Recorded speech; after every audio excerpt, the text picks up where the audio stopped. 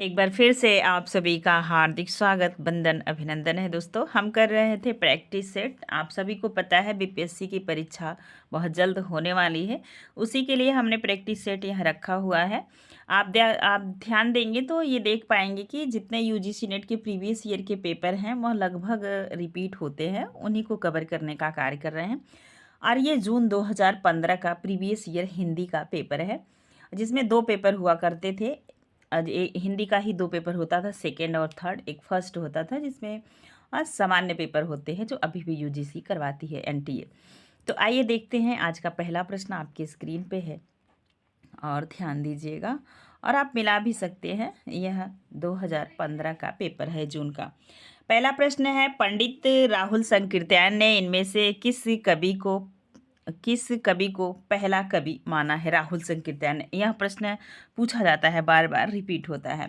स्वयंभू, सरहपा, पुष्पदंत, गोरखनाथ। तो आपको बताना है कि किसको मानते हैं, यही आपको बताना है, ठीक है। चलिए ध्यान दीजिएगा। तो किसको मानते हैं पंडित राहुल संकीर्तन पहला कवि? फर्स्ट नंबर का प्रश्न है तो सरहपा को मानते हैं। किसको मानते हैं? सरहपा को। बी ऑप्शन आपका सही हुआ। अब एक बात और है, यहाँ पे आप देख पा रहे होंगे कि जो है कि सरहपा को राहुल संकीर्तन हिंदी का पहला कवि मानते हैं, तो स्वयंभू को कौन मानता है? तो स्वयंभू को मानते हैं राम कुमार वर्मा, ठीक है। वर्मा जी इनको मानते हैं, नोट कर लीजिएगा।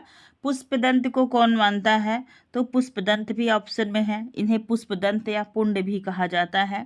ये 7वीं सदी के कवि हैं। किस सदी के? तो 7वीं सदी के, आप याद रखेंगे। ये 7वीं सदी के हैं। किसी सदी के? तो 7वीं सदी के, ठीक है। अब इनको कौन मानता है? तो पुष्य पुष्य या पुण्य को मानते हैं, जो है कि कौन मानते हैं, तो यही आपको बताना है। तो शिव सिंह सेंगर या ग्रियर्सन, तीन लोग इनको मानते हैं, शिव सिंह सेंगर और ग्रियर्सन, ठीक है। अब आ गए आपके गोरखनाथ। गोरखनाथ को कौन मानता है पहला कवि? तो इन्हें कोई अपना पहला कवि नहीं मानता है, ठीक है। आप याद रखेंगे, पुष्प या पुण्य को जो है कि शिव सिंह सेंगर मानते हैं, सरहपाद को मानते हैं राहुल संकीर्तन, जो प्रश्न में दिया था, और स्वयंभू को मानते हैं राम कुमार वर्मा। शालिभद्र सूरी मानते हैं गणपति चंद्र गुप्त को, ठीक है। तो शालिभद्र सूरी को कौन मानता है? तो गणपति चंद्र गुप्त मानते हैं। और राजा मुंज को कौन मानता है? तो चंद्रधर शर्मा गुलेरी मानते हैं। चलिए, आज का दूसरा प्रश्न आपके स्क्रीन पे है, ये रहा दूसरा प्रश्न, ठीक है, ध्यान दीजिए। दूसरा प्रश्न है और यह है, संदेशण सबिथऊ पी मई कहणु न जाय जे काला गुति मुंदड़ऊ सो बाहड़ समाय। तो यह पंक्ति आपको पढ़ने से लग रही है आदिकाल की है, लेकिन यह किसकी है? तो बिमल सूरी की है, अद्दहमाण की है, हेमचंद्र की है, दामोदर भट्ट की है, यही बताना है। तो यह पंक्ति है अद्दहमाण की। कहीं कहीं इनका नाम अब्दुल रहमान भी मिलता है, तो नोट कर लीजिएगा। अगला प्रश्न है, कबीर की अपेक्षा खुसरो का ध्यान बोलचाल की भाषा की ओर अधिक था, कथन किसका है? तो आचार्य रामचंद्र शुक्ल का। आपका डी ऑप्शन सही है। और यहाँ पे जो है कि शुक्ल जी आगे और एक बात लिखते हैं कि कबीर की अपेक्षा खुसरो का ध्यान बोलचाल की भाषा की ओर अधिक था। तो कबीर थे, धर्मोपदेशक थे। तो फिर वहीं पे एक शब्द और जोड़ते हैं शुक्ल जी, खुसरो का लक्ष्य जनता का मनोरंजन था, कबीर का धर्मोपदेशक या धर्म की बात करते थे, मनोरंजन नहीं करते थे। नेक्स्ट 4 नंबर का प्रश्न है, निम्नलिखित में से किसकी रचयिता तुलसीदास नहीं है? वैराग्य संदीपनी, कृष्ण गीतावली, हनुमत चरित, पार्वती मंगल। 4 नंबर के प्रश्न में आप उत्तर बताएंगे तो हनुमत चरित इनकी रचना नहीं है। तो पूछा जा सकता है कि, और ये है कि हनुमत चरित इनकी रचना नहीं है, और बाकी रचनाएं किसकी हैं? तो बाकी रचनाएं किसकी हैं? तुलसीदास की हैं। ये कृष्ण गीतावली भी है, पार्वती मंगल, वैराग्य संदीपनी, और आप देखेंगे दोहावली इन्हीं की है, कवितावली है। कवितावली का दूसरा नाम है कवित्त रामायण, गीतावली रामचरितमानस, विनय पत्रिका रामलाल नेहरू, पार्वती मंगल जो दिया है, जानकी मंगल इन्हीं का है। इसके बाद बरवे रामायण है और वैराग्य संदीपनी है। कृष्ण गीतावली भी इन्हीं की रचना है। और आगे देखेंगे, नेक्स्ट प्रश्न है। अगला प्रश्न है आपकी स्क्रीन पे, जायसी पहले कवि हैं, सूफी बाद में, कथन किसका है? विजय देव नारायण शाही का, कि श्याम सुंदर पांडे का, चंद्रबली सिंह का, रामचंद्र शुक्ल का। तो यह कथन विजय देव नारायण शाही, सी ऑप्शन सही है। नेक्स्ट अगला प्रश्न देखेंगे। जसोदा जसोदा कहो बात, तुम्हारे सूत के करतब मोह पै कहे नहीं जात।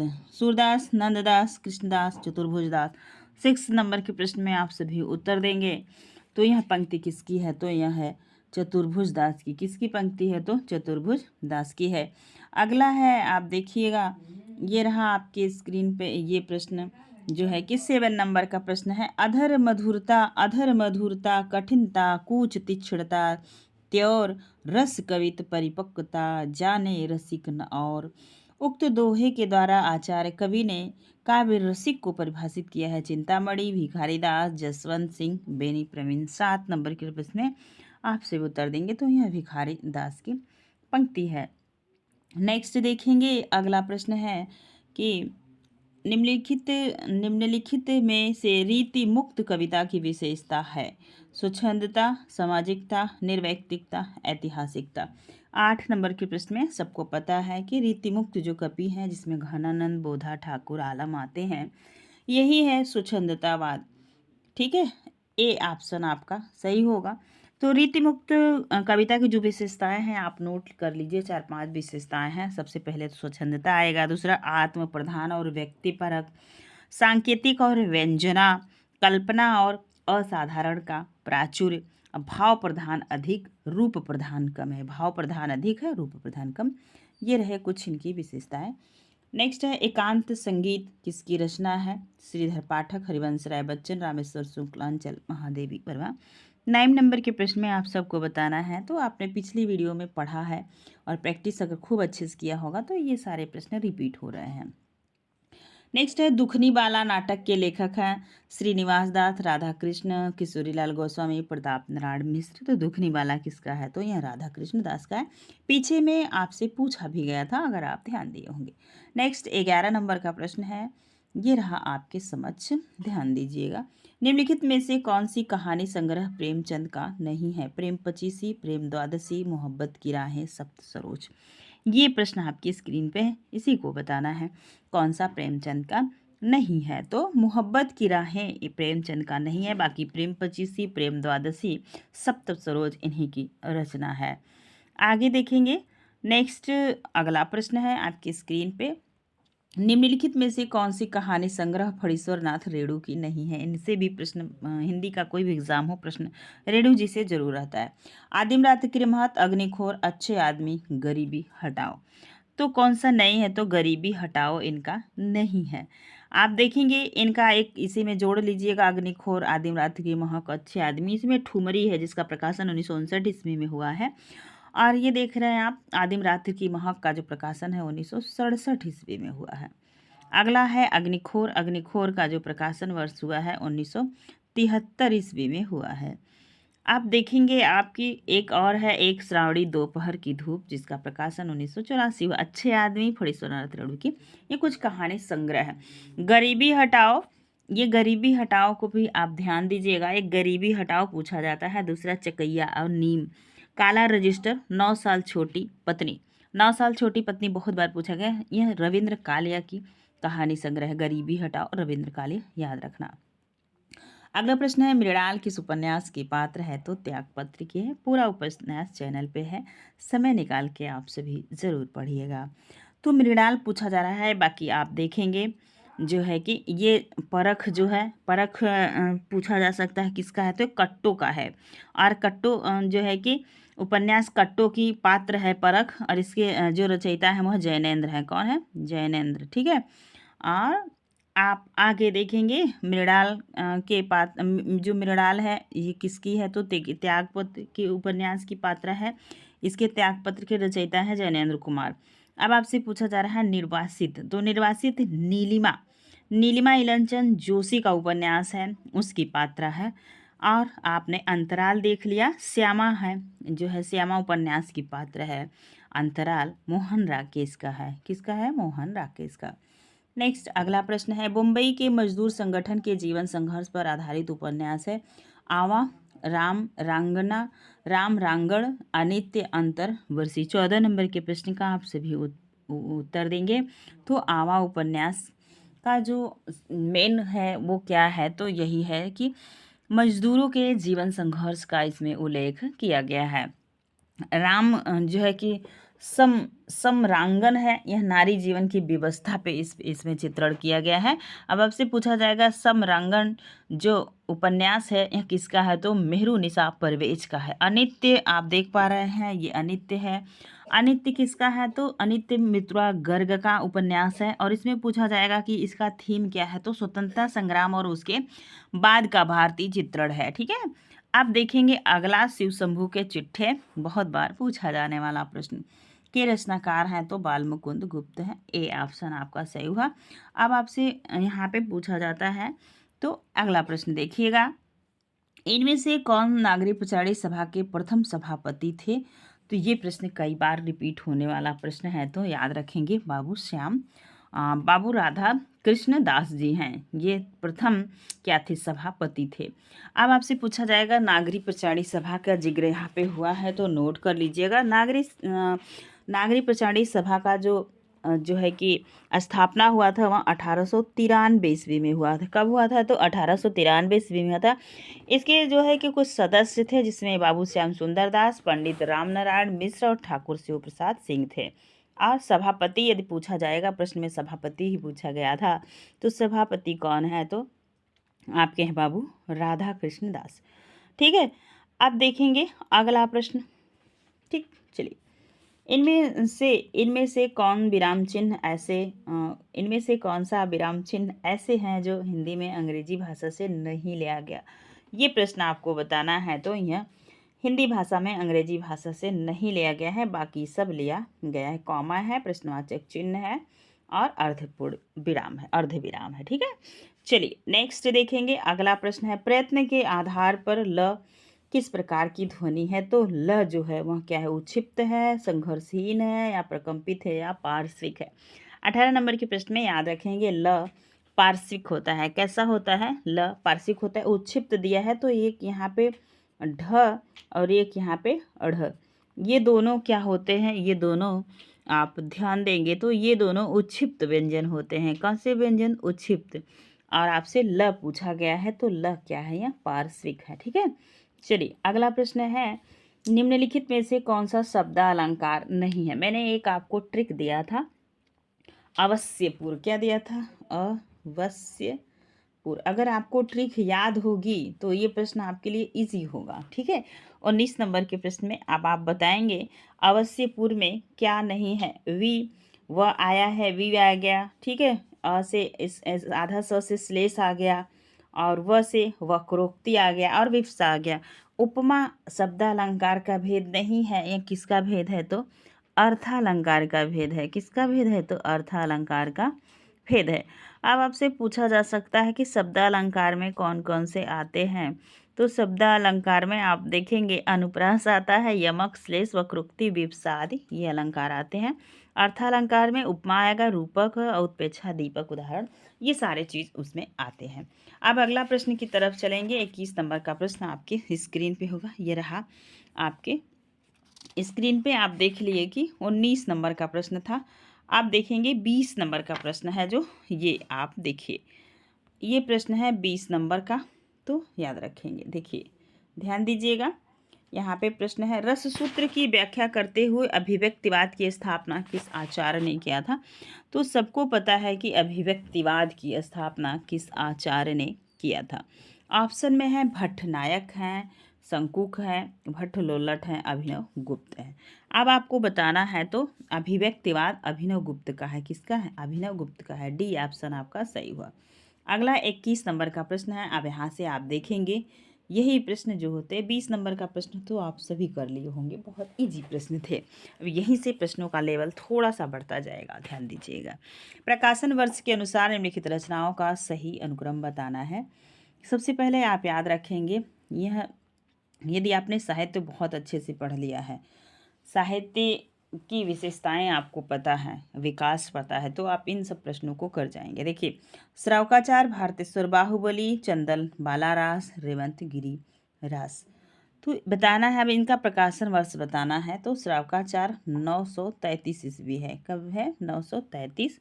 अब भारतेश्वर बाहुबली 1184 ईस्वी है। अब चंदनवाला रास किसका है? तो यह चंदनवाला रास आसगू का है। किसका है? तो 12वीं शताब्दी की यह है। नेक्स्ट देखेंगे रेवंतगिरी, तो यह है विजय सेन सूरी का है। तो पर्वत पे, गिरी मतलब होता है पर्वत, पर्वत पे क्या हो गया? विजय हो गया, ऐसे को रिलेट कीजिए। तो यह जो है कि 1231 ईस्वी का है। तो इस हिसाब से आपका डी ऑप्शन सही हुआ। आप मिलाते चलिएगा, अपना जो भी नए प्रश्न हो उसे नोट करते चलिएगा। ये रहा प्रश्न 22 नंबर का, अलंकार संप्रदाय के संबंध अलंकार ग्रंथों का सही अनुक्रम क्या है। अब आपको अलंकार ग्रंथ बताने हैं, और यदि आप बहुत अच्छे से भारतीय काव्य शास्त्र पढ़े होंगे तो पता है काव्य अलंकार किसकी रचना है। तो काव्य अलंकार भामह की है। किसकी है? भामह की है। अलंकार सर्वस्व किसका है? तो अलंकार जो है कि सर्वस्व, अलंकार सर्वस्व कितना है? रुय्यक का है। किसका है? रुय्यक का। ठीक है, रुय्यक का है। अब काव्यालंकार सार संग्रह किसका है आपसे पूछा जाएगा, तो उद्भट का है। किसका है? उद्भट का। ठीक है। अब आप देखेंगे अलंकार कौस्तुभ, यह किसका है? तो कर्णपूर्ण का है। किसका है? नोट कर लीजिए, कर्णपूर्ण का है। ठीक है।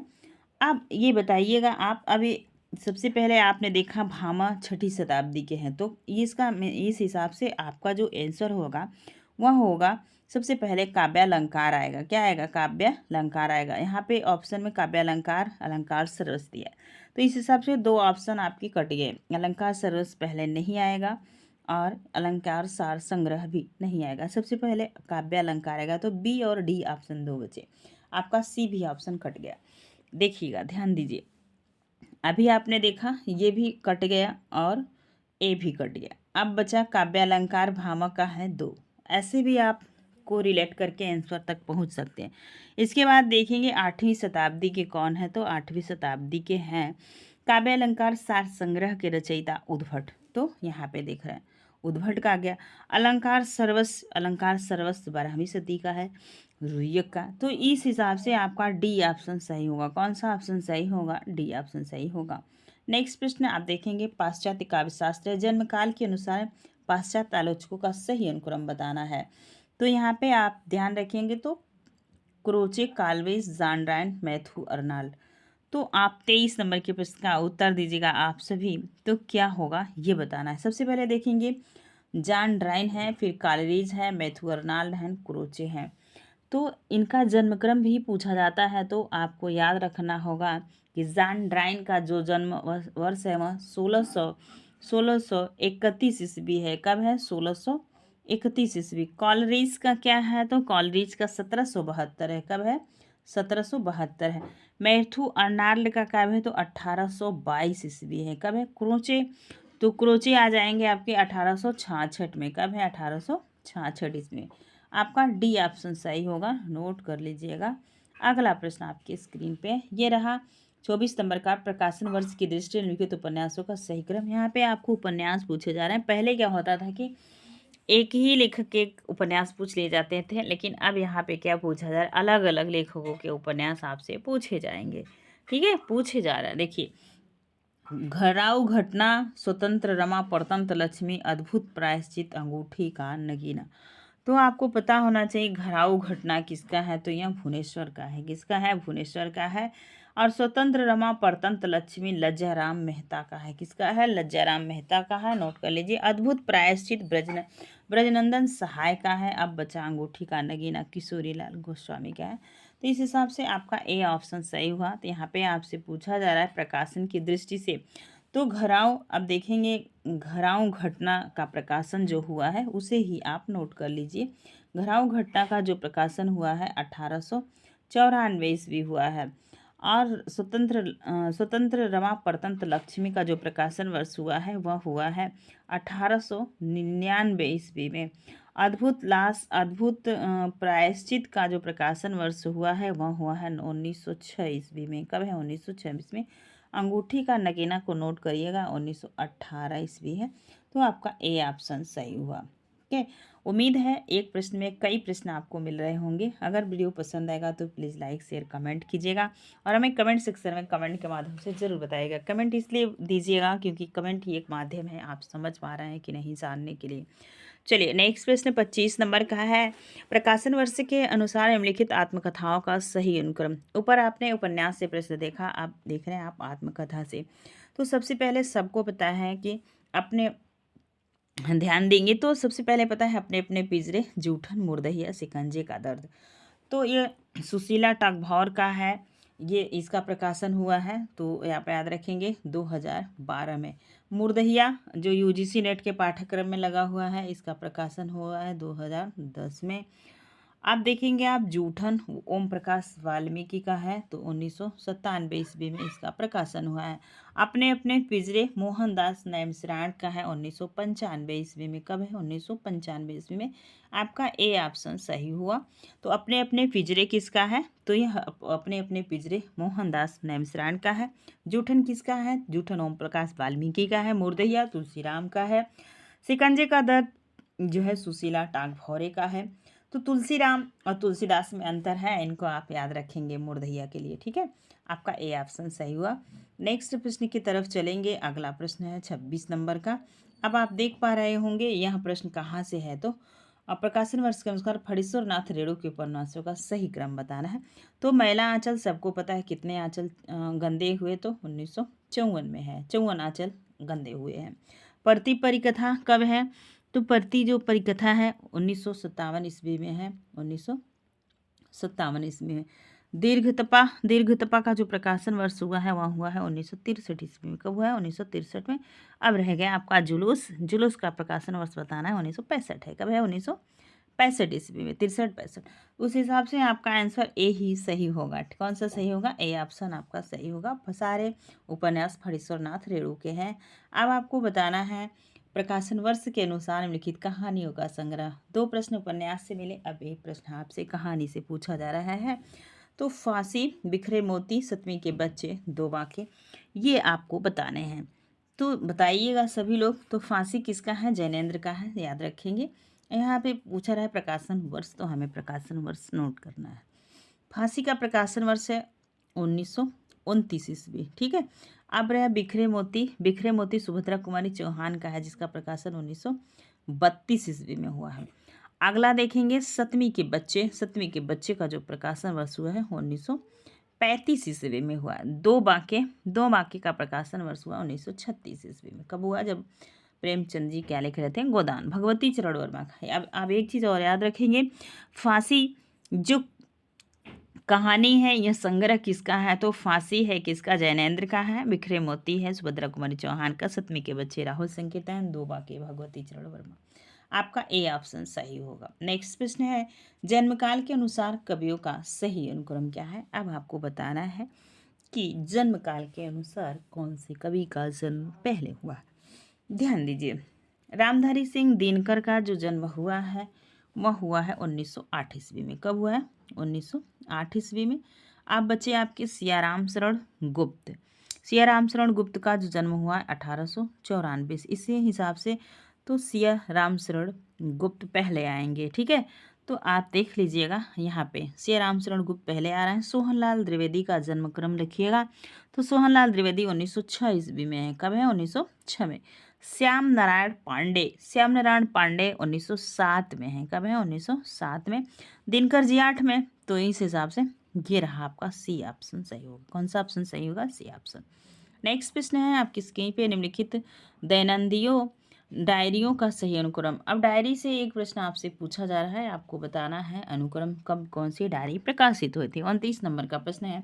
तो दैनंदिनी का प्रकाशन जो हुआ है सबसे पहले देखेंगे, इन्हीं को देखते हैं। दैनंदिनी का प्रकाशन 1885 ईस्वी में हुआ है। डायरी के कुछ पन्ने का प्रकाशन 1940 ईस्वी में हुआ है। मेरी कॉलेज की डायरी का प्रकाशन 1954 ईस्वी में हुआ है। प्रवास की डायरी का प्रकाशन जो हुआ है 1971 ईस्वी में हुआ है। और अब आप ध्यान दीजिएगा, दैनंदिनी जो डायरी है यह किसकी है, तो राधा चरण गोस्वामी की है। डायरी के कुछ पन्ने श्याम घनश्याम दास बिड़ला का है। मेरी कॉलेज डायरी धीरेन्द्र वर्मा का है। प्रवास की डायरी हरिवंश राय बच्चन का। इसे आपका सी ऑप्शन सही होगा। कौन सा ऑप्शन सही होगा, तो सी ऑप्शन सही। 30 नंबर का प्रश्न है, प्रकाशन वर्ष के अनुसार निम्नलिखित पत्र पत्रिकाओं का सही अनुक्रम। अब आपको बताना है कि पत्र पत्रिकाएं कहाँ से हैं। तो यहाँ से तो भारतेंदु जो है कि हरिश्चंद्र से पहले भी तो मैगजीन निकल रही थी। तो 30 नंबर के प्रश्न में आपको बताना है। तो ध्यान दीजिए, सबसे पहले आया है हरिश्चंद्र मैगजीन। हरिश्चंद्र मैगजीन किसका है, तो भारतेंदु हरीश का, जिसका प्रकाशन कब शुरू कराया था, 1873 ईस्वी। आप देखेंगे आनंद कादम्बनी। आनंद कादम्बनी प्रेमघन का है, 1881 ईस्वी। कब का है, 1881। नागरी पचाड़ी को आपने पीछे पढ़ ही लिया है, 1996। कब है, 1996। अब बची सरस्वती, 1900 ईस्वी में इसका शुरुआत हुआ था। कब हुआ था, 1900। महावीर प्रसाद द्विवेदी इसके संपादक बने थे 1903 ईस्वी में। इस हिसाब से आपका ए ऑप्शन सही है, ध्यान दीजिएगा। नेक्स्ट अब चलेंगे 31 नंबर के प्रश्न की तरफ। ये रहा आपके समझ 31 नंबर का प्रश्न, मिलान वाला प्रश्न है। ये रहा 31 नंबर का, निम्नलिखित रचनाओं को उनके रचनाकारों के साथ सुमेलित करना है। 31 नंबर के प्रश्न में आपको बताना है, तो जयंकमन जस चंद्रिका किसकी रचना है, तो मधुकर कवि की है। 2 नंबर। पृथ्वीराज रासो, पृथ्वीराज रासो बताना है, चंद्रबरदाई का है। किसका है, तो चंद्रबरदाई का है। और श्रवकाचार्य किसका है, तो श्रवकाचार्य बताना है। श्रवकाचार्य किसका है, देवसेन का है। 1 नंबर। आप देखेंगे नेमिनाथ रास किसका है, तो नेमिनाथ राथ जो है कि रास है सुमति मणि का है। किसका है, सुमति मणि का। 3 नंबर। तो 2 4 1 3 आंसर होगा। तो यहाँ पे आप देख पा रहे हैं 2 4 1 3 आपका बी ऑप्शन सही होगा। नेक्स्ट अगले प्रश्न की तरफ चलेंगे। ये इजी प्रश्न है तो समय कम लगाइएगा। साहित्य लहरी किसका है, तो सूरदास का है। 2 नंबर। 32 नंबर के प्रश्न में साहित्य लहरी बताना है किसका है। इसके बाद बताएंगे प्रेम वाटिका किसकी रचना है, प्रेम वाटिका। ठीक है, तो ध्यान दीजिए साहित्य लहरी, साहित्य लहरी किसका है, ये पहले बताना है। 32 नंबर के प्रश्न का बताएंगे, ध्यान दीजिएगा। तो साहित्य लहरी सूरदास का है और प्रेम वाटिका रसखान का है। 1 नंबर। रस मंजरी, मंजरी किसका है, तो भाई नंददास का है। किसका है, नंददास का है। ठीक है, नंददास, नंददास है भाई। 3 नंबर। इसके बाद भक्त नामावली किसका है, तो भक्त नामावली बताइएगा आप सभी। यह है ध्रुवदास का। किसका है, ध्रुवदास का भक्त नामावली, मतलब 5 नंबर सही है। तो यहाँ पे बताना है 2 1 3 5। क्या बताना है, 2 1 3 5। यहाँ पे देखिए 1 मिनट, 2 1 2 1 ये है आपका 2 1। ठीक है, ये रहा आपका एक ऑप्शन सही होगा। नेक्स्ट अगले प्रश्न की तरफ चलेंगे। अगला प्रश्न आपकी स्क्रीन पे 33 नंबर का, निम्नलिखित कवियों को रचनाओं के साथ सुमेलित करो। घनानंद का क्या है, तो ये बताना है आपको घनानंद की कौन सी रचना है, यही प्रश्न आपको बताना है। तो ध्यान दीजिए 33 नंबर का प्रश्न जो आपके स्क्रीन पे है, और आपको बताना है आलम की रचना। सबसे पहले आलम को देख लो। आलम का है माधव काम कंदला, तो 3 नंबर। घनानंद का क्या है, तो घनानंद का है सुजान, सुजान हित प्रबंध। किसका है, घनानंद का सुजान हित प्रबंध है। 1 नंबर। ठाकुर का है क्या, ठाकुर ठसक। 4 नंबर। द्विजदेव का क्या है, तो द्विजदेव का है सिंगार लतिका सौरभ। ठीक है, तो 2 नंबर। तो 3 1 4 2 आंसर होगा। 3 1 4 2 ये आपका सी ऑप्शन सही होगा। अगला प्रश्न है आपकी स्क्रीन पे, आप ध्यान दीजिएगा। ये रहा आपके समझ। नेक्स्ट प्रश्न है 34 नंबर का। कौन सा प्रश्न है, तो 34 नंबर का प्रश्न है, निम्नलिखित रचनाओं को उनके रचनाकारों के साथ सुमेलित करना है। आत्मजयी किसका है, तो कुंवरदास का है। डी में दूसरा है। ठीक है, एक पतंग एक अनंत, ये बताना है। एक पतंग और एक अनंत में अशोक वाजपेयी का। 3 नंबर। यहाँ से देखो किसका है, केदारनाथ सिंह का है। किसका है, केदारनाथ सिंह का है। 5 नंबर। बात बोलेगी, ठीक है, बात बोलेगी शमशेर बहादुर सिंह। 1 नंबर। तो 3 5 1 2 ये बताना है। 3 5 1 2 आपका डी ऑप्शन सही होगा। नेक्स्ट अगला प्रश्न है कुछ वैसा ही। ये पूछा गया है रचनाओं को उनको रचनाकारों के साथ सुमेलित करना है। 35 नंबर के प्रश्न का उत्तर दीजिएगा। ये रहा आपकी समझ। सुखी डाली किसका है? तो सुखी डाली उपेंद्रनाथ अस्क का है। कारवां, कारवां भी बहुत बार पूछा जाता है, तो कारवां किसका है? भुवनेश्वर का है। किसका है? भुवनेश्वर का। बादल की मृत्यु किसकी है? तो बादल की मृत्यु है वह किसकी है? तो राम कुमार वर्मा का है। 1 नंबर। अब बचा एक घूट। एक घूट किसका है? तो जयशंकर प्रसाद का। यहीं से आपको मिला लेना चाहिए, ठीक है। 2 नंबर। 3 5 1 2 ये आपका आंसर हुआ। 3 5 1 2 3 5 4 2 4 4 3, ठीक है। 1 मिनट, यहाँ पे प्रश्न थोड़ा सा गड़बड़ दिया है आंसर में, तो आप ध्यान दीजिएगा। यहाँ पे हमने मिला भी दिया था, तो यहाँ पे आप याद रखेंगे, ठीक। चलिए नेक्स्ट प्रश्न है आपकी स्क्रीन पे। ये रहा 36 नंबर का प्रश्न है। मेरी आत्मा की कहानी स्मृति के रखा है माटी की मूरत हरिश्चंद्र। तो माटी की मूरत रामवृक्ष बेनीपुरी की है। सी में पहला, ठीक। आप देखिएगा आत्मा की यहाँ पे है जो है कि प्रश्न देखिए 36 नंबर में। तो ये रहा, बताइए सभी लोग, मेरी आत्म कहानी किसका है? तो मेरी आत्म कहानी है श्याम सुंदर दास का। 3 नंबर। स्मृति की रेखाएं किसका है? तो स्मृति की रेखाएं हैं महादेवी वर्मा का। रेखा चित्र है। क्या है? रेखा चित्र है। हरिश्चंद्र, हरिश्चंद्र किसका है? तो हरिश्चंद्र बताना है शिव नंदन सहाय की जीवनी है। किसकी है? शिवनंदन सहाय की। ये रहा 2 नंबर। तो 3 4 1 2 है। आंसर क्या है? 3 4 1 2। ये रहा आपकी समझ। बी ऑप्शन सही होगा। अगला प्रश्न है आपकी स्क्रीन पे, ध्यान दीजिएगा। ये रहा 37 नंबर का प्रश्न। यहाँ भी मिलान करने वाला ही प्रश्न है, तो जल्दी करते हैं। ममता कालिया का क्या है? एक पति का नोट्स है कि पत्नी का नोट्स? देख रहे हैं कैसे ही प्रश्न को डिजाइन किया गया है, ये आपको समझने का काम है। एक पत्नी की नोट्स। किसकी नोट्स? तो पत्नी की नोट्स। किसका है? पत्नी की नोट्स, ममता कालिया, मतलब 3 नंबर। नासिरा शर्मा का क्या है? तो नासिरा शर्मा का है जिंदगी मुहावरे, 5 नंबर। चित्रा मुदगल जी का क्या है? तो ये बताना है आप सभी को। तो चित्रा मुदगल का क्या है? तो चित्रा मुदगल का है एक जमीन अपनी ओर, एक जमीन अपनी ओर। ये रहा 1 नंबर। अलका सरावगी बताइएगा। तो यह है शेष कादम्बनी। क्या है? शेष कादम्बनी, ठीक है। ये रहे 2 नंबर। तो 3 5 1 2, 3 5 1 2। ये रहा आपके समझ। ए ऑप्शन सही होगा। नेक्स्ट है अगला प्रश्न 38 नंबर का। इसे भी मिलान करने वाला यह भी प्रश्न है। थोड़ा जल्दी जल्दी प्रश्न को करते हैं ताकि जल्दी से प्रश्न समाप्त हो, समय ज़्यादा हो जाता है, ठीक है। निम्नलिखित काव्य कृतियों को उनके रचनाओं के साथ सुमेलित करना है। औचित्य तो क्षेमेंद्र जी का क्या है? आप देखेंगे श्रृंगार प्रकाश और धन्यालोक। धन्या किसको अच्छी लगती है? आनंद को। 1 नंबर। चलिए बताइए आप सभी, ठीक है, ध्यान दीजिएगा। औचित्य विचार क्षेमेंद्र क्या है? 5 नंबर। और श्रृंगार प्रकाश किसका है? तो श्रृंगार प्रकाश भोजराज का है। किसका है? भोजराज का। काव्य प्रकाश बार बार मम्मट वाला पूछा जाता है। काव्य प्रकाश क्या पूछ क्या रहा है? ध्यान दीजिएगा। काव्य मीमांसा है। क्या है? काव्य मीमांसा राजशेखर का है। किसका है? राजशेखर का। 5 1 3 4 ये बताना है। 5 1 3 4 ए ऑप्शन सही होगा, ठीक है। कौन सा ऑप्शन सही होगा? ए। नेक्स्ट अगला प्रश्न है मिलान वाला ही बताना है। लिखित ग्रंथों आलोचक ग्रंथों को उनके रचनाओं के साथ सुमेलित करना है। हिंदी साहित्य के 80 वर्ष, शब्द और मनुष्य, अज्ञेय स्वार्थ, वैभव, लोकवादी, तुलसी।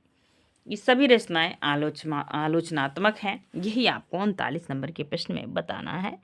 अब आप ध्यान दीजिएगा। तो हिंदी साहित्य के 80 वर्ष, जिसका प्रकाशन 1954 में हुआ। कब हुआ है? 1954। अब यह किसका है? ये मिला। शिवदान सिंह चौहान का है। 4 नंबर। शब्द और मनुष्य किसका है? तो इसका प्रकाशन 1988 ईस्वी में हुआ है। शब्द और मनुष्य का। और बताएंगे परमानंद श्रीवास्तव का है। किसका? परमानंद श्रीवास्तव। 5 नंबर। आगे वागर्थ वैभव और रमेश चंद्र शाह का है। किसका है? रमेश चंद्र शाह का। 1 नंबर। लोकवादी तुलसी किसका है? तो विश्वनाथ त्रिपाठी का है। किसका है? विश्वनाथ त्रिपाठी का। 2 नंबर। तो 4 5 1 2 ये आपका आंसर होगा। 4 5 1 2 सी ऑप्शन सही होगा। नेक्स्ट अगला प्रश्न है आपके स्क्रीन पे 40 नंबर का। ये भी मिलान करने वाला है। निम्नलिखित नाटकों को उनके नाटक निम्नलिखित नाटककारों को उनके नाटकों के साथ सुमेलित करना है। आप बताइए हैं हरि कृष्ण प्रेमी। हरि कृष्ण प्रेमी का कौन सा है? तो रक्षाबंधन है। क्या है? पीछे आपने पढ़ लिया था 4 नंबर। गोविंद बल्लभ पंत का क्या है? तो गोविंद बल्लभ पंत का आपको बताना है। तो ये है अंगूर की बेटी। ठीक है, 1 नंबर। लक्ष्मी नारायण मिश्र का क्या है? तो लक्ष्मी नारायण मिश्र का सन्यासी है। 2 नंबर। चंद्रगुप्त विद्यालंकार का क्या है? यही आपको बताना है। चंद्रगुप्त विद्या अलंकार। ठीक है, 3 का है अशोक। क्या है? अशोक। 3 नंबर। तो 4 1 2 3 ये रहा आपके समझ आंसर। 4 3 1 2 3 बी ऑप्शन आपका सही है। अगला प्रश्न है स्थापना और तर्क का। थोड़ा सा ध्यान देके इन प्रश्नों के प्रैक्टिस कीजिएगा, सारे प्रश्न आपको समझ में आ जाएंगे। आज का पहला प्रश्न, स्थापना मनुष्य को कर्म में प्रवृत्त करने वाली मूल प्रवृत्ति भावात्मिक है। केवल तर्क बुद्धि या विवेचना के बल से हम किसी कार्य में प्रवृत्त नहीं होते। तो क्या है? यही आपको बताना है। तो ये बात बिल्कुल सही है। अब देखेंगे तर्क, देख लीजिएगा तर्क में आप क्या बताएंगे, यही आपको बताना है। तर्क है क्योंकि जहाँ जटिल बुद्धि व्यापार के अनंतर किसी कर्म का अनुष्ठान कर देखा जाता है, वहाँ भी तह में कोई भाव या वासना छिपी होती है। 41 नंबर के प्रश्न का आप सभी उत्तर दीजिएगा। तो क्या है? दोनों बातें बिल्कुल सही हैं। ठीक है, दोनों बातें बिल्कुल सही हैं। अब आप ध्यान देंगे तो क्या आंसर क्या होगा, ये आपको बताना है। तो यहाँ पे आपको बताना है 41 नंबर के प्रश्न में क्या सही होगा। ठीक, यहाँ पे देखेंगे दोनों बातें सही हैं। जो है कि मनुष्य केवल तर्क से विश्लेषण या मनुष्य को, एक बार फिर से हम प्रश्न को देख लेते हैं क्योंकि यहाँ पे एक ऑप्शन गलत लिखा हुआ है, ये सही करना है। ठीक है, तो यहाँ पे ए सही है, आर भी सही है, लिख लो सभी लोग, दोनों बातें सही हैं। तो सी ऑप्शन आपका सही हो। आगे चले नेक्स्ट प्रश्न की तरफ। अगला प्रश्न आपकी स्क्रीन पे है, ये रहा प्रश्न। अभिव्यंजनावादियों के अनुसार कवि या कलाकार अपने अंदर की भावना को बाहर प्रकाशित करता है, बाह्य वस्तु को नहीं। ठीक है, समझ पा रहे होंगे आप, ध्यान दीजिए। आप देखेंगे ये रहा आपका ए, आर है क्योंकि अभिव्यंजनावादी अंतर का भावना की जगह बाह्य वस्तु को अधिक महत्व देते हैं। बिल्कुल नहीं, अभिव्यंजनावादी जो उनकी पीड़ा है वही तो वो बाहर लाते हैं। आप छायावादी कवियों को देखिए, तो यहाँ पे ए सही है और आर आपका गलत है। 42 नंबर के प्रश्न में याद रखेंगे ए सही है, आर गलत है। ठीक है, आपका ए ऑप्शन सही होगा। अब 43 नंबर का प्रश्न ये रहा आपके समक्ष प्रस्तुत है। मन को अनुरंजित करना, उसे सुख या आनंद पहुंचाना ही कविता का अंतिम लक्ष्य मानना चाहिए। आप देखिए पढ़ने से आप समझ पा रहे होंगे। ठीक है, देखिए क्या यही होता है? मन को अनुरंजित करना और उसे सुख या आनंद पहुंचाना ही कविता का अंतिम लक्ष्य होता है? गलत है। तर्क है क्योंकि कविता मनोविलास की सामग्री है जिससे सहृदय पाठक अपने कुंठाओं से मुक्त होता है, इसे ही हृदय की मुक्त अवस्था कहा जाता है। आपने पढ़ा होगा आचार्य रामचंद्र शुक्ल का कविता क्या है निबंध, तो इस प्रश्न को भी आप यहीं पे काट देंगे, है ना। 43 नंबर का यह प्रश्न है, तो इसमें दोनों चीज़ें गलत हैं। क्या है? दोनों चीज़ें गलत है। सी ऑप्शन आपका सही है।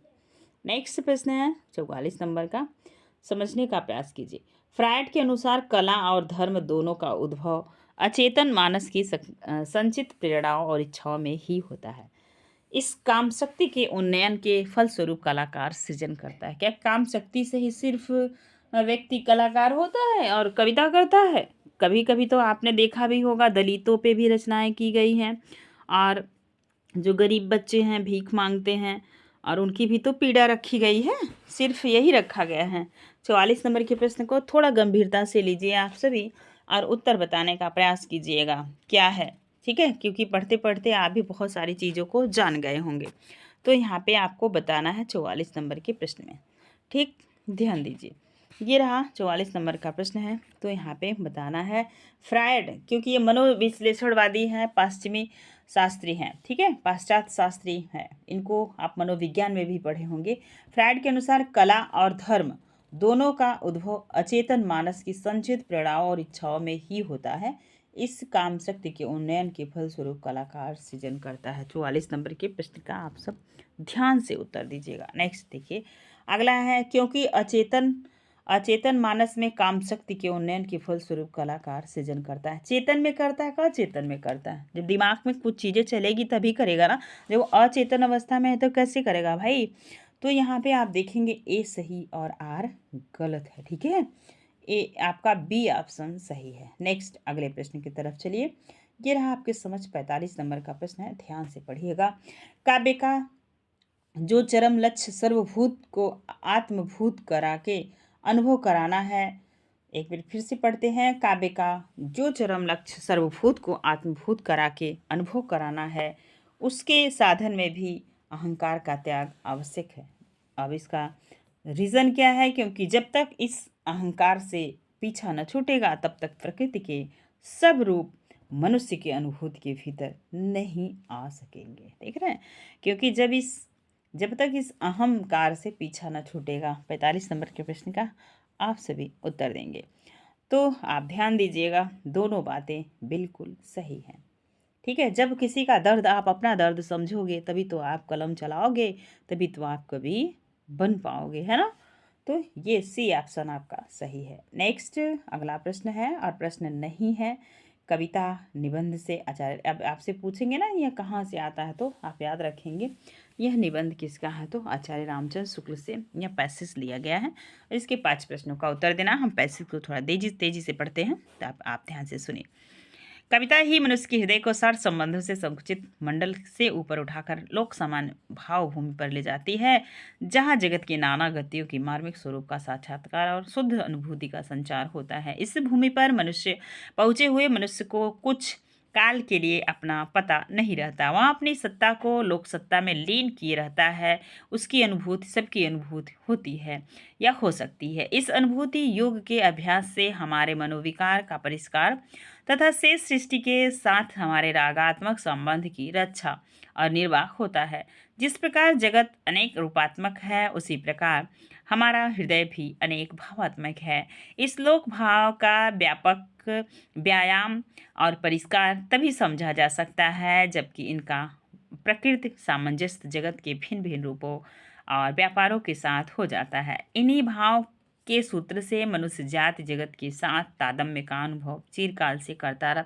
अभी आप जो है कथन और निष्कर्ष के जो प्रश्न देख रहे थे, 2-3 प्रश्न इसी जो है कि पैराग्राफ से थे, यदि आप अच्छे से खूब ध्यान दिए होंगे। ठीक है, आप चलिए प्रश्नों को कीजिए। एक बार आप स्क्रीनशॉट लीजिएगा, और हमने इसको छोटा कर दिया है। यहाँ पे आप देख पा रहे होंगे, यहाँ पे आप स्क्रीनशॉट लेके पढ़ लीजिएगा, नोट कर लीजिएगा। अब आप प्रश्न का उत्तर दीजिए। पहला प्रश्न है, आप अगर ध्यान से पैसेज को पढ़ लिए होंगे तो कोई प्रॉब्लम नहीं होने वाली है। भाव का व्यापार और परिष्कार कब संभव है, यही प्रश्न आपसे पूछा जा रहा है। भाव का व्यापार और परिष्कार कब संभव है? भाव का स्वाभाविक संबंध मानव जगत के स्थापित होने से, भाव का स्वाभाविक संबंध प्रकृति जगत के से स्थापित होने से, भाव का स्वाभाविक संबंध प्रकृति जगत से स्थापित होने से, भाव का स्वाभाविक संबंध विश्व के विविध रूपों व्यापारों के साथ स्थापित होने से। 46 नंबर के प्रश्न का आप सभी उत्तर देंगे। तो ये रहा आपका डी ऑप्शन सही होगा। ठीक है, नेक्स्ट प्रश्न है आपकी स्क्रीन पे 47 नंबर का। अनेक रूपात्मक जगत के तरह हमारा हृदय अनेक भावात्मक है, क्योंकि जगत की सत्ता से हमारी हृदय की सत्ता निरपेक्ष है। आप देखेंगे आगे, ये रहा आपकी समझ। जगत की सत्ता से हमारी हृदय की सत्ता निरपेक्ष है। अनेक रूपात्मक जगत की आंतरिक अभिव्यक्ति हमारे हृदय द्वारा संभव है। अनेक भावात्मक हृदय के कारण और जगत उसकी अभिव्यक्ति है। अनेक रूपात्मक जगत और हमारे हृदय में प्रस्तुत अप्रस्तुत संबंध है। बताइए, प्रश्न का उत्तर आप सभी देंगे। तो प्रश्न कह रहा है, अनेक रूपात्मक जगत के तरह हमारा हृदय अनेक भावात्मक है, क्योंकि अनेक रूपात्मक जगत की आंतरिक अभिव्यक्ति हमारे हृदय द्वारा संभव होती है। आपका बी ऑप्शन सही होगा। नेक्स्ट अगले प्रश्न की तरफ चलते हैं। ये रहा आपके समक्ष। मनुष्य जाति जगत के साथ तादात्म्य का अनुभव किसके कारण करती है? बुद्धि के सामंजस्य, मन के सामंजस्य के कारण, अहंकार के सामंजस्य के कारण, हृदय के सामंजस्य के कारण। 48 नंबर का प्रश्न है तो आंसर होगा डी, हृदय के सामंजस्य के कारण। 49 नंबर का प्रश्न है शुद्ध अनुभूतियों का संचार कब होता है? अब बताएंगे आप। लोक सामान्य की भावभूमि से हृदय को मिलाने से, लोक सामान्य के भावभूमि से हृदय के को मुक्त करने से, हृदय को लोक जगत में सिर्फ मनुष्य के संबंध कर रखने से, हृदय को लोक जगत में सिर्फ चेतन जगत से संबंध रखने से। 49 नंबर के प्रश्न का उत्तर देंगे लोक सामान्य की भूभूमि से हृदय को मिलाने से। आपका ए ऑप्शन सही होगा। आज का अंतिम प्रश्न, अब आपसे भी उत्तर दीजिए। हमारे मनोविज्ञान का परिष्कार किस दिशा में संभव है? लोक सत्ता से अपनी सत्ता को विशिष्ट समझते रहने से, लोक सत्ता से अपनी सत्ता को निरर्थक समझते रहने से, लोक सत्ता के सामने अपनी सत्ता का समर्पण कर देने के अभ्यास से, लोक सत्ता के सामने अपनी सत्ता को तुच्छ मानकर अलग रखने से। 50 नंबर के प्रश्न में आप सभी याद रखेंगे लोक सत्ता के सामने अपनी सत्ता का समर्पण कर देने से, अभ्यास से, देने के अभ्यास से मनोविकार का परिष्कार होता है। सी ऑप्शन आपका सही। वीडियो पसंद आएगा तो प्लीज़ लाइक शेयर कमेंट कीजिएगा। जाते जाते एक ज़रूरी चीज़ आपको बताना चाह रहे हैं कि यदि आप जो है कि चैनल पे बने हैं तो चैनल पे बहुत सारी सामग्री हैं, आप याद रखेंगे। यूजीसी नेट में लगी 21 कहानियाँ हैं, निबंध हैं, उपन्यास हैं, मानस का हंस पूरा है और अमृतलाल नागर का मानस का हंस है पूरा, त्यागपत्र है, बहुत सारे नाटक हैं चैनल पे। तो ज़रूर समय निकाल के पढ़िए। और बीपीएससी के लिए यहाँ से प्रश्न प्रीवियस ईयर से पूछे जाएंगे, तो आप सब पढ़ते रहिएगा। आप सभी को 2023 की दीपावली के शुभ पावन पर्व पे हार्दिक शुभकामनाएं, एवं वंदन, अभिनंदन है। आपका परिवार खुश हो, आप जल्दी से जल्दी अपनी मंजिल को प्राप्त करें। धन्यवाद।